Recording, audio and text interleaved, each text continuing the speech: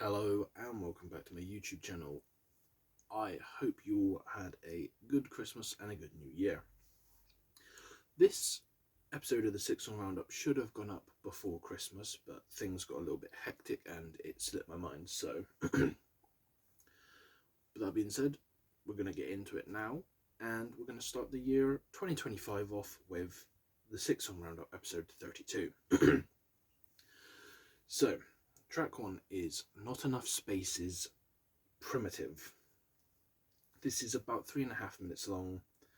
The band's been on my radar from an Instagram ad I had a while ago. Both of the ladies that are in the band do the vocals. They're really, really good. Instrumentation is really clean, very solid. The drum work and the guitars are awesome. The clean chorus is performed really well. The clean vocals have a really nice sound to them. And then they decided to do something a little bit different with this, which you may see the term moancore floating around. And basically, they let out a very sexual sounding moan, which then transforms into a blare. It's obviously unique, and it definitely gives people a bit of a chuckle the first time you listen to it, but once you've heard it once, you kind of just forget that it's there and it just becomes a part of the song naturally.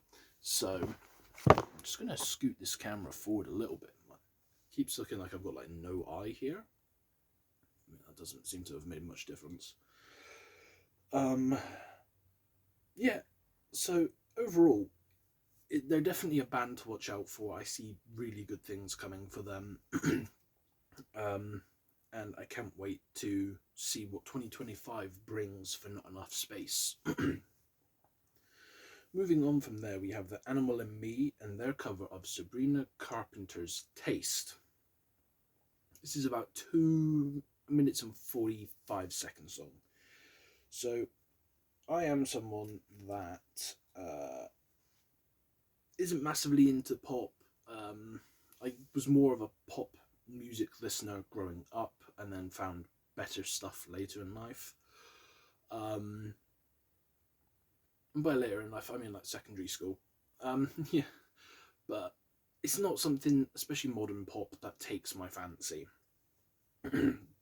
But if I see a cover in a rock metal-esque format of modern pop songs, I generally tend to check it out then. So this is one of those, more of like a rock pop hybrid. The female vocals are smooth. The male screams, which are understated and kind of used for emphasis in the background, I feel like might have been possibly used a little too much and could have been just used a tad more. But, you know, other than that, in my opinion, it's a very solid song. It just needed a little bit more put on those screams and to be brought and used a bit more. From there, we have Street Soldiers Walk with the Talk, which is 4 minutes and 23 seconds.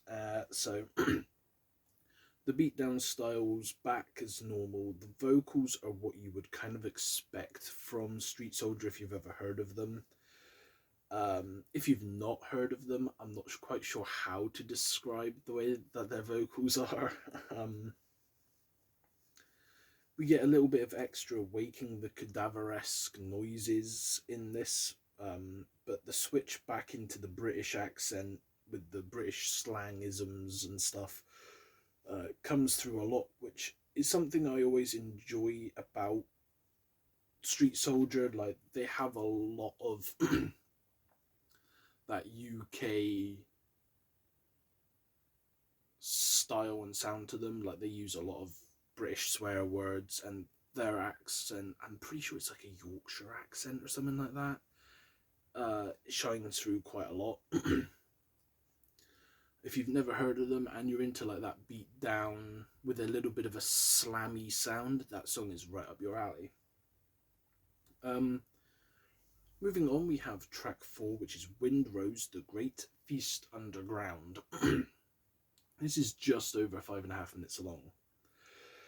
And this is basically the typical experience you'd expect from a Windrose song.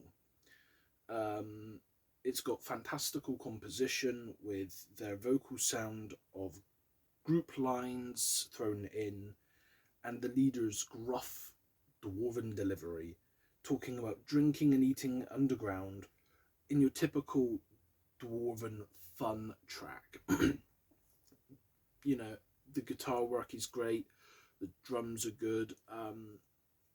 It does have like this almost like, I don't want to say it gives like camp music vibes, like, and by that I mean like the music that they would have played in like a medieval setting or a fantasy setting around a camp. But at the same time, that is low-key the vibes I get off of this. So, you know, it kind of is, kind of isn't, I guess. Oh, why is my eye watering? Moving on to track 5, we have Timmy Trumpet and Kickbait with Iris. This is just over 3 minutes long. And the female vocals give this song a bit of a different feel. Even more so when the beat picks up and builds up to a fucking cool bassy drop. That kind of keeps the flow of the song moving. The